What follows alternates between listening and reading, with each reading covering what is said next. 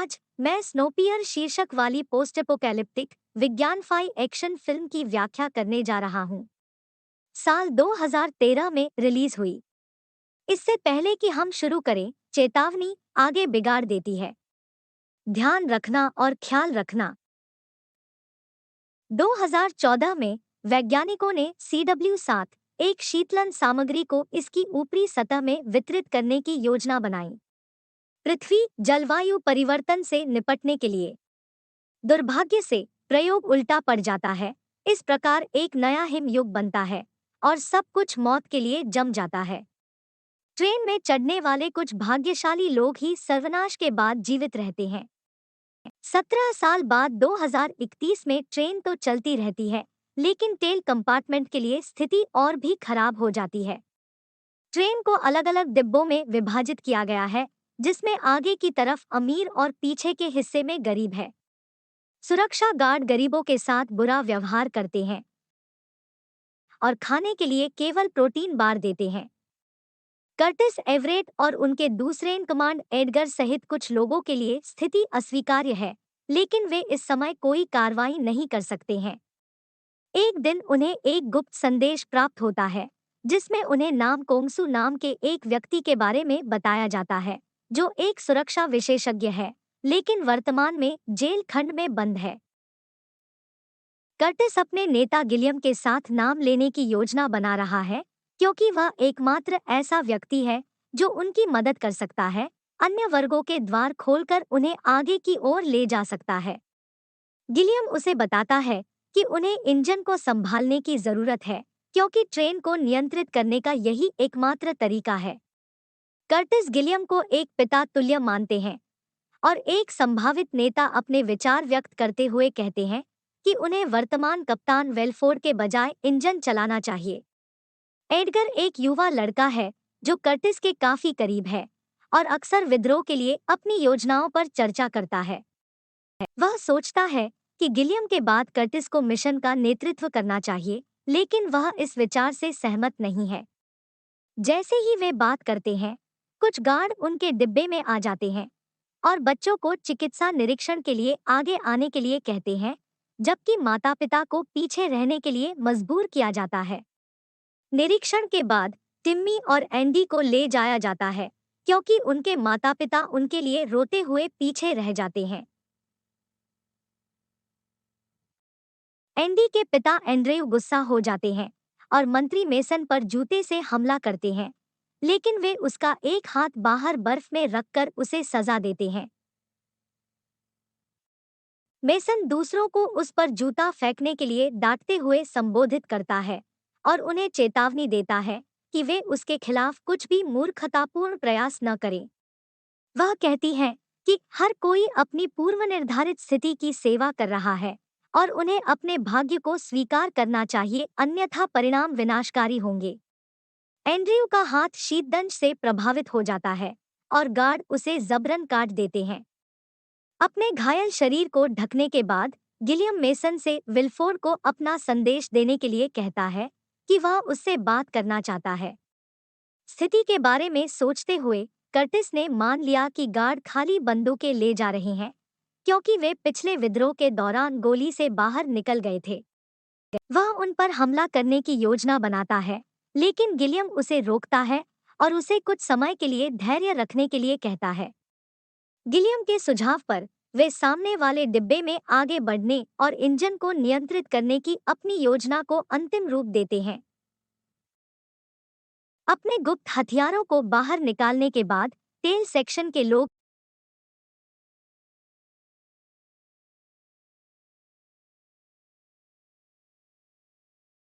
Edgar उसे बाहर निकालने के लिए दराज खोलता है। कर्टिस उसकी मदद मांगता है, लेकिन वह मना कर देता है, इसलिए वे उसकी पसंदीदा दवा क्रोनल की पेशकश करते हैं, जो गेट खोलने के लिए एक ज्वलनशील सामग्री के रूप में एक इनाम के रूप में भी काम करती है। कुछ मिनटों तक उनके साथ बहस करने के बाद वह उनकी मदद करने का फैसला करता है, लेकिन अपनी बेटी युना को अपने साथ ले जाने के लिए कहता है। वे अगले भाग में जाते हैं, लेकिन किसी को नहीं ढूंढ पाते। डिब्बे में खोजबीन करने पर उन्हें खिड़कियों से बाहर झांकने का मौका तो मिल जाता है, लेकिन पृथ्वी पर जीवन का कोई चिन्ह नहीं है। यूना, जो एक क्लैरवॉयंट है, उन्हें अगले भाग के बारे में बताता है, जहां वे पॉल से मिलते हैं, प्रोटीन ब्लॉक के लिए रसोइया से बात करते हुए। पॉल उन्हें पता चलता है कि वह उन प्रोटीन बार को बनाने के लिए कीड़ों का उपयोग करता है,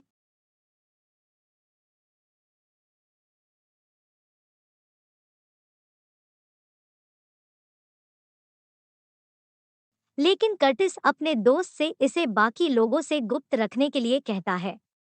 उनसे बात करते हुए उन्हें जल आपूर्ति अनुभाग के बारे में एक सुराग मिलता है, जो सुझाव देता है कि उन्हें इंजन के बजाय इसका प्रभार लेना चाहिए।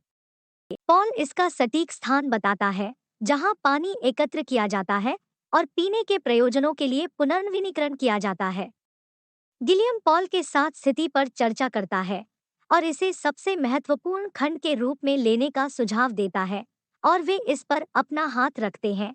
उन्हें इंजन को संभालने की आवश्यकता नहीं होगी। कर्टिस ने यूना से बात करते हुए पूछा कि वह ट्रेन के बाहर के जीवन के बारे में कुछ भी जानती है, लेकिन उसे पता चलता है कि वह ट्रेन में पैदा हुई थी। अचानक वह नाम पर चिल्लाती है और उसे अगले दरवाजे को नहीं खोलने की चेतावनी देती है, लेकिन बहुत देर हो चुकी होती है। वे कुल्हाड़ियों और ऐसे अन्य हथियारों से लैस गार्डों की एक सेना में आते हैं। इससे पहले कि वे कुछ सोच पाते, पहरेदारों ने उन पर हमला कर दिया और उनके खिलाफ लड़ाई शुरू कर दी। एक गहन मुठभेड़ लड़ाई के बाद, जहां एडगर और कर्टिस एक दूसरे के ठीक बगल में लड़ते हैं, कप्तान ने घोषणा की कि वे युकाटेरिना पुल पर पहुंच गए हैं, जो ट्रेन पर एक वर्ष बीतने को दर्शाता है, क्योंकि यह अपने ट्रैक पर एक चक्र पूरा करता है। मेसन फिर से दिखाता है, स्थिति को गड़बड़ाने के लिए पूंछ अनुभाग से पुरुषों को डांटता है। जैसे ही वह बात करती है, ट्रेन एक अंधेरी सुरंग में प्रवेश करती है, जिसका फायदा सैनिकों को मिलता है, जो नाइट विजन से लैस होते हैं और उन्हें पीटना शुरू कर देते हैं। कर्टिस और उसके आदमी मशाले जलाने और उनमें से कई को मारने के बाद जवाबी हमले की योजना बनाते हैं, लेकिन एडगर को भी चाकू मारकर मार डाला जाता है। कर्टिस मेसन के पास पहुंचता है और उसे बंधक बना लेता है और उसे गार्ड को रोकने के लिए मजबूर करता है। इस बीच ट्रेन सुरंग से बाहर निकल जाती है। गिलियम जीवित बचे लोगों को अगली लड़ाई के लिए तैयार होने के लिए कहता है, जबकि कर्टिस निराशा में एडगर के मृत शरीर के पास बैठता है। तान्या और उसकी यातना मेसन अपने बच्चों के बारे में पूछती है, लेकिन वह बताती है कि उस स्नैप पर कैप्सूल बैटरी देखती है। वह उन्हें सामने वाले डिब्बे में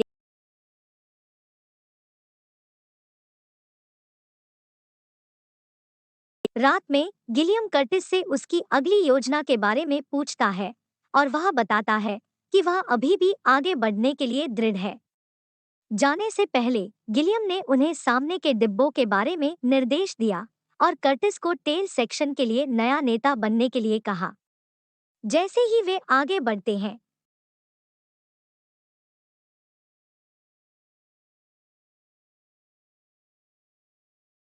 वे एक कृत्रिम बगीचे और एक मछली घर में पहुंचते हैं। मेसन उन्हें यह बताते हुए सुशी प्रदान करता है कि सामने के डिब्बों में भोजन का संतुलन बनाए रखने के लिए इसे केवल 2 बार परोसा जाता है। जैसे ही ट्रेन पृथ्वी पर जीवन के खंडहरों से होकर गुजरती है, वे सभी खाना शुरू कर देते हैं। लेकिन कर्टिस मेसन को टेल कंपार्टमेंट में परोसे जाने वाले प्रोटीन बार में से एक खाने के लिए मजबूर करता है। मीट सेक्शन से गुजरने के बाद वे बच्चों के डिब्बे में पहुंचे, जहां एंडी और तान्या अपने बच्चों की तलाश शुरू करती है, लेकिन उन्हें ढूंढ नहीं पाती है। इस बीच शिक्षक श्रीमान के बारे में एक वीडियो दिखाता है। विल्फोर्ड यह समझाते हुए कि वह वही है जिसने इस स्फटिकाओं ट्रेन का निर्माण किया है। वीडियो से पता चलता है कि विल्फोर्ड CW7 के परिणामों के बारे में जानता था और उसने इस लग्जरी लोकोमोटिव को एक निर्दिष्ट ट्रैक के साथ बनाने का फैसला किया जो पृथ्वी को घेरता है। ट्रेन जो आर्कटिक के ठंडे मौसम और अफ्रीका की चिलचिलाती गर्मी का विरोध करने में सक्षम है, लगभग 1 वर्ष में एक यात्रा पूरी करती है और यहीं वे याकाटेरिना पुल पर नए साल का जश्न मनाते हैं। वह उन्हें कुछ जमे हुए मानव शरीर भी दिखाती है बाहर, जो यह सोचकर ट्रेन से उतर गए कि वे बाहर जीवित रह सकते हैं, लेकिन ठंड से मरने से कुछ मील पहले ही बने। व्याख्यान के बाद नए साल के अंडे सभी को परोसे जाते हैं, लेकिन वे एक जाल साबित होते हैं क्योंकि गार्ड एक बार फिर अपने छिपे हुए हथियारों को खींचते हैं और पूंछ वाले हिस्से में लोगों पर हमला करते हैं। मेसन के सहयोगियों में से एक, फ्रैंक, जिसने इसे टेल सेक्शन में बनाया था, गिलियम को अंजाम देता है और वीडियो को कक्षा में भेजता है। कर्टिस उग्र हो जाता है और बदले में मेसन को गोली मार देता है। जैसे जैसे वे आगे के भाग की ओर अपनी यात्रा जारी रखते हैं, उन्हें एहसास होता है कि कैसे अमीर अपनी दैनिक गतिविधियों के साथ सामान्य जीवन जी रहे हैं। जैसे ही ट्रेन एक गोलाकार पुल के ऊपर से गुजरती है, फ्रैंक और कर्टिस एक दूसरे पर गोली चलाना शुरू कर देते हैं, लेकिन खिड़कियों पर बुलेटप्रूफ कांच होने के कारण बच जाते हैं। वे अगले डिब्बे में पहुंच जाते हैं, लेकिन एक अन्य लड़ाई में तान्या और ग्रे को खो देते हैं। अलग अलग अमीर वर्गों के डिब्बों से गुजरने के बाद कर्टिस, नाम और यूना अंत में सामने के गेट पर पहुंचे, लेकिन नाम ने इसे खोलने से इनकार कर दिया। कर्टिस उसके साथ झगड़ा करता है, लेकिन वह उसे धूम्रपान करने के लिए सिगरेट की पेशकश करके शांत करता है। जैसा कि वे बात करते हैं, कर्टिस ने खुलासा किया कि कैसे उन्होंने अपने शुरुआती दिनों को टेल कंपार्टमेंट में बिताया। वह सोचता है कि इस सब के लिए विल्फोर्ड जिम्मेदार है और वह चाहता है कि वह इसके लिए भुगतान करे। नाम उसकी कहानी से हिल गया है, लेकिन कहता है कि वह इसके बजाय बाहर की ओर गेट खोलना चाहता है। वह कर्टिस को बताता है कि वह वर्षों से कुछ स्थलों की निगरानी कर रहा है और पता चला है कि बर्फ पिघलना शुरू हो गई है, इसलिए वह सोचता है कि वे अब बाहर जीवित रह सकते हैं। वह गेट को उड़ाने की कोशिश करता है, लेकिन उस पर हमला हो जाता है। क्लाउड, जो विल्फोर्ड के साथ डिनर करने के लिए कर्टिस को सामने के डिब्बे में आमंत्रित करता है। जब कर्टिस डिब्बे के अंदर आता है, तो विल्फोर्ड ने उसे इतना दूर करने के लिए उसकी प्रशंसा की जितना कोई और नहीं कर सकता था। वह उसे बताता है कि ट्रेन के अंदर सिस्टम कैसे काम करता है। उन्होंने खुलासा किया कि उन्हें भोजन की आपूर्ति, पानी और जनसंख्या सहित सब कुछ बनाए रखना होगा। इसलिए वे अपने विद्रोह की शुरुआत करते रहते हैं। इसलिए लोग एक दूसरे को मार डालते और ट्रेन के अंदर आबादी कम कर देते। विल्फोर्ड का कहना है कि गिलियम उनके साथी थे जिन्होंने पहले की तरह इस विद्रोह की योजना बनाई थी।